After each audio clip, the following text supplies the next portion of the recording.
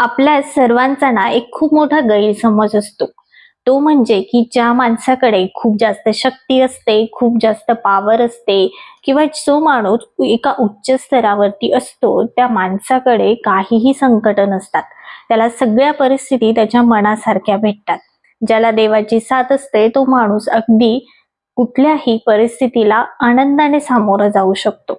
हे जे आपल्या डोक्यातील भ्रम आहेत ना, हेच आज मी या छोट्याशा व्हिडिओच्या माध्यमातून तुम्हाला सांगणार आहे. त्यामुळे चॅनलला अजून सबस्क्राईब केलेलं नसेल तर नक्की करा आणि आवडल्यास कमेंट करा.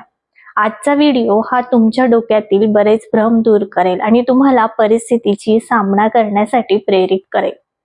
आजचा व्हिडिओ कर्ण आणि श्रीकृष्ण यांच्यातील एका छोट्याशा संवादाचा आहे. ज्या वेळेस कर्ण श्रीकृष्णांकडे जातो आणि श्रीकृष्णांना विचारतो की तुम्ही मला म्हणताय तुमच्यासाठी मी अधर्माची साथ दिली आणि तुम्ही धर्माची साथ देताय, पण यामध्ये मी काय चुकीचं करतोय? मी जे करतोय ते माझ्या सन्मानासाठी करतोय आणि या अधर्मामुळे मला सन्मान भेटतोय. त्यावरती श्रीकृष्ण हसतात आणि म्हणतात की जे तू नाहीयेस तू ते करतोय, त्यामुळे तुला त्यातून कधीही सुख भेटणार नाही. यावरती कर्ण म्हणतो, यामध्ये माझी काय चूक? आधी मला माझ्या प्रश्नांची उत्तरं द्या आणि मग मी तुम्हाला तुमच्या प्रश्नांची उत्तरं देतो. कर्ण श्रीकृष्णांना विचारतो की ज्या वेळेस माझा जन्म झाला तेव्हा माता कुंतीने मला सूर्यदेवांकडे मागितलं होतं आणि त्यांच्या या चुकीमुळे मला आयुष्यभर अनाथांसारखं आयुष्य जगावं लागलं. माझे सगळे हक्क माझ्यापासून दूर गेले. त्यांनी मला नदी पात्रात सोडलं, परंतु माझ्या राधा आईने मला आईसारखं सांभाळलं. त्यानंतर मला ज्या वेळेस शिक्षा घेण्याची वेळ आली तेव्हा मी गुरु द्रोणाचार्यांकडे गेलो आणि त्यांनी मला मी क्षत्रिय नसल्यामुळे शिक्षा देण्यास मना केली. यामध्ये माझी काय चुकी? पुढे गेल्यानंतर एक दुर्योधनच असा मला मित्र भेटला की ज्याने मला कुठलाही भेदभाव न करता राज्य दिले, मला त्याच्या बरोबरीने बसवलं आणि एका साधूने तर माझं कवच कुंडलच काढून घेतलं. या सगळ्या दुर्दैवी घटना माझ्यासोबतच घडल्या. माझ्यावरती इतका मोठा अन्याय झाला आणि तरीही तुम्ही म्हणताय की तू अधर्माची साथ दिलीस. यामध्ये ह्या सगळ्या गोष्टींमध्ये माझी काय चुकी? त्यावरती श्रीकृष्ण हसतात आणि कर्णाकडे बघून म्हणतात, मग माझं आयुष्य तुझ्यापेक्षा सोपं होतं का? माझा ज्यावेळेस जन्म झाला तेव्हा माझा जन्म कारागृहात झाला. माझी आई, माझे वडील दोघंही कारागृहात होते आणि अर्ध्या रात्री मला देवकी मातेकडून यशोदे मातेकडे जावं लागलं. त्यानंतर कितीतरी राक्षसांनी माझ्यावरती हल्ला केला, तरीही मी न डगमगता त्यांच्याशी 2 हात केले. माझ्या स्वतःच्या मामाने देखील मला सोडलं नाही. मला मारण्याचा प्रयत्न केला, तरीही मी हार नाही मानली. मी माझ्या आई वडिलांना कारागृहातून सोडवून आणलं. इतक्या सगळ्या गोष्टी एकामागे एक घडत गेल्या. कितीतरी गोष्टी मला सोडावं लागलं. माझं गोकुळ सोडावं लागलं, माझी यशोदा माता सोडावी लागली. प्रत्येक गोष्ट मी सोडत आलोय, तरीही तुला माझ्या चेहऱ्यावरती कधी कुठलाही अंकुश दिसला का? किंवा मी कुठल्याही परिस्थितीला घाबरून तुला पळताना दिसलो का? हे प्रश्न श्रीकृष्ण कर्णाला विचारतात. कर्ण मात्र थोडा वेळ शांत होतो आणि श्रीकृष्णांकडे बघत असतो. श्रीकृष्ण हसत म्हणतात की माणसाच्या आयुष्यात परिस्थिती वाईट किंवा चांगली यावरती माणसाचं भविष्य ठरत नाही किंवा माणसाचं वागणं ठरत नाही. तुम्ही येणाऱ्या परिस्थितीमध्येही स्वतःवरती कशा प्रकारे काम करता किंवा स्वतःला कुठल्या मार्गावरती घेऊन जाता हे जास्त अवलंबून असतं. तुझ्यावरती वाईट वेळ आली तेव्हा तू अधर्माचा मार्ग निवडलास, पण माझ्यावरती जेव्हा जेव्हा वाईट वेळ आली तेव्हा मी धर्माची साथ दिली. मी धर्माच्या मार्गाने चालत राहिलो.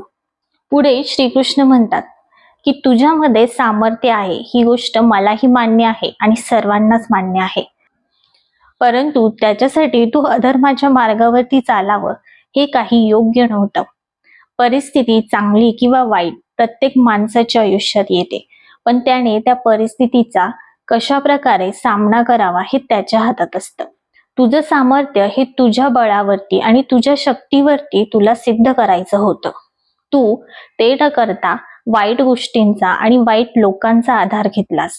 तुझ्यामध्ये इतकी शक्ती होती की तू स्वतःचं अस्तित्व स्वतः निर्माण करू शकत होता, परंतु तू स्वतःचं अस्तित्व स्वतः निर्माण न करता तू दुसऱ्यांची सावली बनून राहिलास आणि सावली ही एका अधर्मी व्यक्तीची बनलास. त्याच विरोधात तू जर पांडवांसोबत लढला असता तर आज तुझी शक्ती आणि तुझं सामर्थ्य काहीतरी वेगळंच असतं. यावरती श्रीकृष्ण म्हणतात की संकट पांडवांच्याही आयुष्यात आले, वनवास त्यांनाही भेटला, परंतु त्यांनी कधीही धर्माचा मार्ग सोडला नाही. त्यांनाही त्यांचं राज्य सोडावं लागलं, कुंती मातेला सोडावं लागलं, बऱ्याच अशा गोष्टी त्यांच्याही आयुष्यात घडल्या, पण त्यांनी कधीही धर्माची साथ सोडली नाही. आणि जिथे धर्म असतो तिथे मी असतो, जिथे धर्म असतो तिथे प्रकृती, हे ब्रह्मांड, संपूर्ण शक्ती त्यांच्या बाजूने असते. आज तू सर्व शक्तिशाली आहेस, पण तुझ्या बाजूने कोणीही नाही, ना धर्म, ना ब्रह्मांड, ना ही दैवी शक्ती. जिथे दैवी शक्ती असते तिथे माणूस नक्कीच जिंकतो. आज तुझ्याकडे सर्व असूनही तू हरलास, कारण की तू तुझ्या शक्तीचा वापर चांगल्या कामासाठी न करता वाईट कामासाठी केला, वाईट गोष्टींची साथ दिलीस. यावरून आपल्याला शिकायला मिळतं की परिस्थिती कशीही असू दे, तिच्यावरती मात करण्यासाठी कायम धर्माची आणि सत्याच्या बाजूनेच लढा. परिस्थिती वाईट आली म्हणून वाईट लोकांच्या संगतीने कधीही जाऊ नका, कारण त्याचा परिणाम हा नेहमी वाईटच होत असतो. आज दिवस आहे तर उद्या रात्र येणारच, आणि रात्र संपल्यानंतर दिवसही येतो. जेव्हा तुम्ही परिस्थितीला चांगल्या मार्गातून सामोरं जातात ना, तेव्हा तुमचा विजय हा नक्की होतो आणि तुम्ही आधीपेक्षा जास्त स्ट्रॉंग बनतात आणि त्याचबरोबर आधीपेक्षा जास्त पुढेही जातात आणि जी उंची तुम्हाला गाठायची आहे ती उंचीही गाठतात. परंतु वाईट परिस्थिती आली म्हणून धर्माचा मार्ग सोडून अधर्माच्या मार्गाला कधीही जाऊ नका, कारण त्याचा परिणाम नेहमी वाईट होतो. हे आपल्याला कळणं आणि श्रीकृष्णांच्या या छोट्याशा संवादावरून कळतं. तुम्ही जेवढे शक्तिशाली असाल तेवढी वाईट परिस्थिती तुमच्यावरती येते. फक्त फरक एवढाच आहे की तुम्ही त्या परिस्थितीला मात करण्यासाठी चुकीच्या मार्गावर जातात की चांगल्या मार्गाने त्या परिस्थितीचा सामना करतात. आता हे तुम्हाला ठरवायचं आहे. आजचा हा छोटासा व्हिडिओ कसा वाटला हे कमेंट करून नक्की सांगा आणि यातून तुम्हाला काय शिकायला मिळालं हेही सांगा.